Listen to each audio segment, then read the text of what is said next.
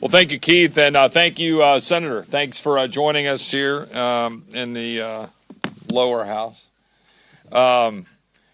Look, I'm not going to take a whole lot of time. I want to be very clear. I am proud to be with this group of Americans, of colleagues, many of whom wore the uniform in defense of our nation and in defense of our nation against radical Islamic terrorists who wanted to destroy our country and destroy what we know about Western civilization. And now that same war is being conducted against us, but from within.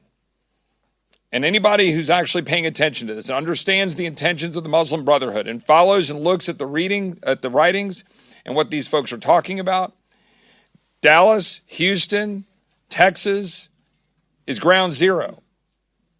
That's why Keith Self and I joined together to create this Sharia Free Caucus, Sharia Free America Caucus, because we understand that the root strength of this country is our Judeo-Christian principles and the values of Western civilization that have advanced the cause of liberty, freedom, and prosperity for people around the world.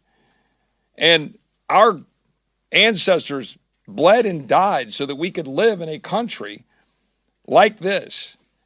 And you can believe whatever you want, but you cannot engage in what is a political effort to Islamify the United States of America and not expect us to fight back and say no. Sharia is inconsistent with Western civilization. Sharia is inconsistent with the Constitution of the United States, the Declaration, and the rule of law in our country. That is why we've been putting forward legislation. My friend Randy Fine from Florida put forward legislation to ban Sharia in our courts. We put legislation to say that we shouldn't have tax advantage status for CARE, who has direct ties to terrorist activities around the world. We put forward legislation to pause immigration until we've have an immigration system that vets people for adherence to Sharia law. These are the kinds of things that the American people expect us to do to defend this country. They're the kinds of things that we will do in the Sharia Free America Caucus. And to stand up and let the voices of the American people be heard, that we're not going to be cowed by groups coming in and trying to make places where there are no-go zones for our women in the state of Texas.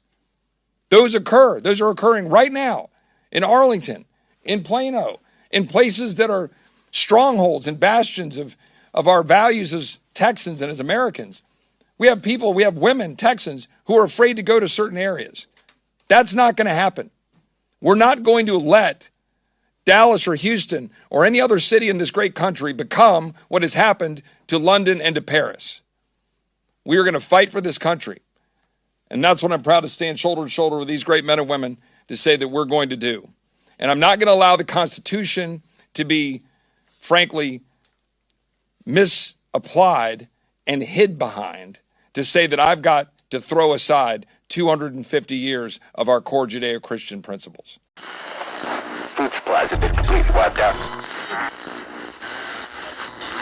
We have our evacuation of all counties. I report complete devastation. We have a giant squall, cloud, gobbling up everything in their path.